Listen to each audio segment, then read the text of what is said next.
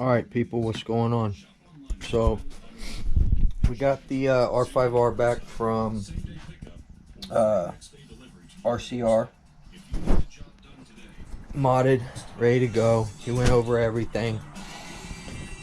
I actually well, we'll talk about that in a minute. Let's so we're gonna start breaking this in. I always do my first fire on here, let you guys see the new life. It's really documentation for my own, but I like to put the first fire on here. We are running it with the Reds set up, the 2143 and the header that goes with it. Everything bolted up nicely.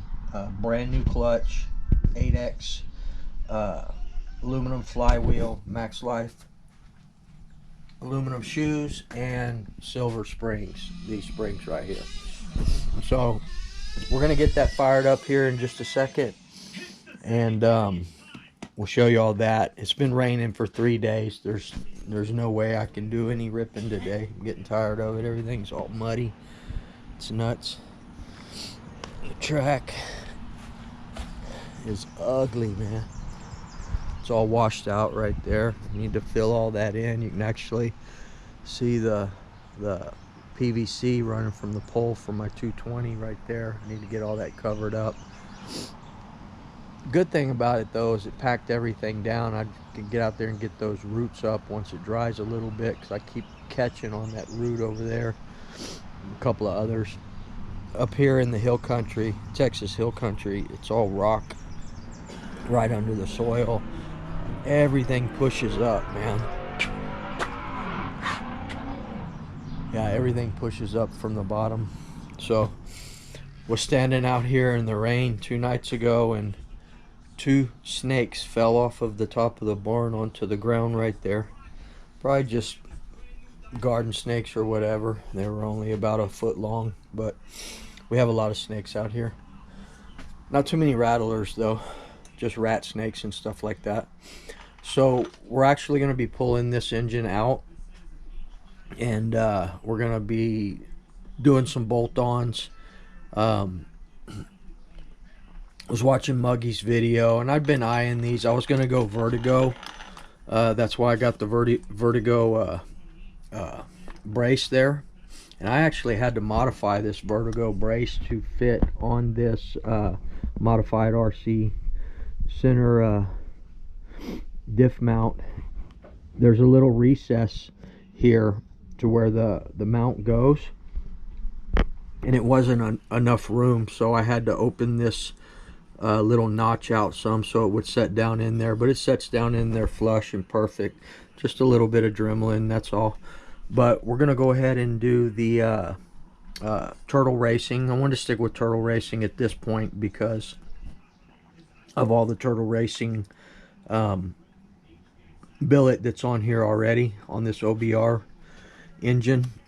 So we're gonna do that. We're gonna do the replace the cast clutch housing, as well as the vented clutch carrier. And I like that carrier. It's got oversized bearings. We're also going to put a brand new clutch in it, 8,000 RPM clutch.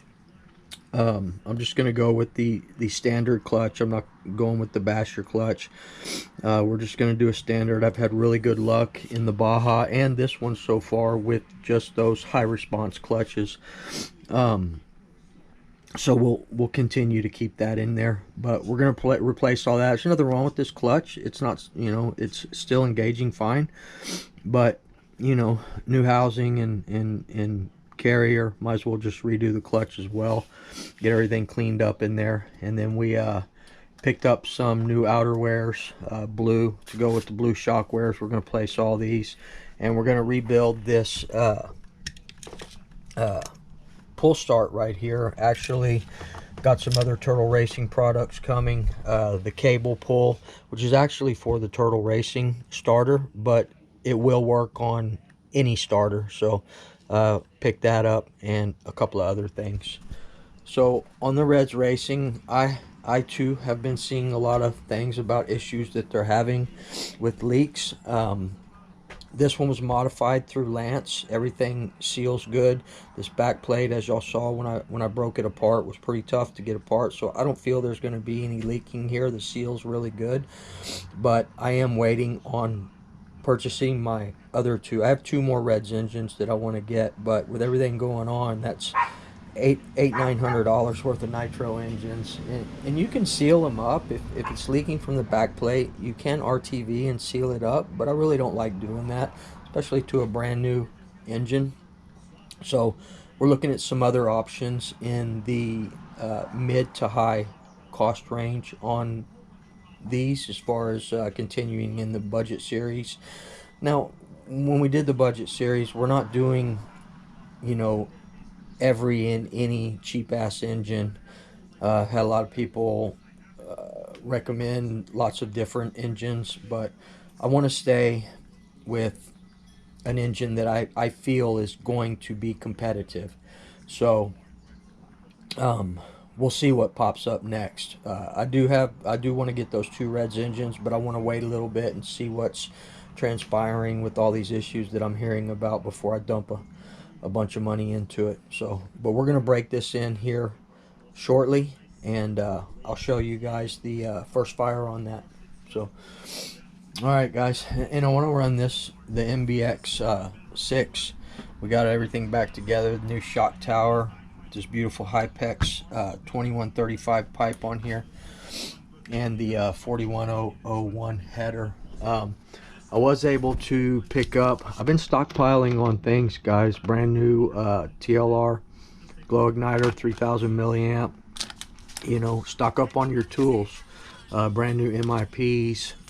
But I did get this aluminum shock tower for the MBX6. This is specific for the MBX6. So we're going to continue to run the carbon fiber setup, but I'm waiting on this is the rear. I'm waiting on the front damper stay for the MBX6. That way I have a set, and if I feel like I need to change it, I'll change it out. But I want to keep it the way it is for now. You know, the aluminum apparently are option parts, as you see right there. So I'm assuming that this MBX6 came with the carbon fiber shock stays. So, but I'm not 100% sure on that. So wait on that other part. And we had a few other things come around. I'm doing some stuff on the E-Revo as well, and still finishing up the T-Max for my brother Cortland. I'm waiting on some pillow balls for it. This is a friend of mine. His name is Cortland, and he's been a good friend of mine for a long time. I've worked on this. I've rebuilt it several times, and it's been sitting here in the barn for about a year. We're gonna do an engine swap on it. Hopefully change out the big block motor mount and put something in here that's a little better, and then replace these pillow balls. I don't know what happened to these two. I had them all except for one when I went to do the rebuild, but just about everything on that is brand new. Other than that, guys, still wanting to get an engine. For now, I may just get a pull start engine for I want to replace the Truggy 28.8 I have in there. It's got a couple of gallons on it, but I want to just set that to the side for now. And as soon as I can, I'm going to get this Rex Legend 28.8 out to RCR to get modded. I was going to have it done over at RB Mods, but I'm just going to stick with Lance over at RCR, man. He does such great work. This only has about 1.5 quarts of fuel on it right here. It's just been through the break-in. It's brand new. Now this Rex Legend 28.8 has about 9 gallons on it, but it's fresh. It's got a brand new piston sleeve. Before Novorossy parts started getting scarce, I had bought those and replaced it, because if you remember, about 6-7 months ago, one of the bearings went bad and the rod broke. So this is completely refreshed. It's got the most gallons on it. Both of these, I replaced the rear with ceramic bearings when I went to replace that one, in the rod and the piston and the sleeve. and so I just did the ceramic in this one as well. Still the stock front, and you can tell that this one has a lot of fuel on it. See how dark that blue shield is on the front bearing, and you can look at this one and tell that it hasn't been run. It's got a lot of after run in it, so, but see how that bearing shield is nice and blue compared to this one, dark. And they looked exactly the same when they were brand new. So this one has had a lot of fuel through it. I did not replace the front bearing on this one, just the rear ceramic. Probably should replace the front one, but anyway, guys. And then also on the SH, you guys saw how this tuned. It tuned very well. It idled well, single stage idle. But the SH engines will accommodate the Novarosi race carb as well. So we went ahead and dropped a brand new Novarosi race carb in here. You don't have to mill it or anything. And we're going to see how it runs with this on here. Y'all know I like to do that. Any engine that this carburetor will fit on, I like to put it on. These are the easiest carburetors to tune right here. I feel they're the best carburetor out there. Novarosi Rush Carb. A lot of people will get on me about that. No OS and yada yada yada. And that's my brother Elliot. He's team driver for TLR. All he runs is OS. He's actually running a brand new, never been broken in Vegas edition at the Vegas race. So he will be going. They're gearing up here in a couple of weeks, I think. I'm not sure exactly when it is. I think it's a couple of weeks from now. And he'll be running a brand new Vegas engine. And I'll probably be picking it up from him when he gets back, as long as he doesn't beat it up too bad. But it's never had any fuel. I think he just broke it in getting ready for the race. So shout out to my brother Elliot. All right, guys, so give me a few minutes.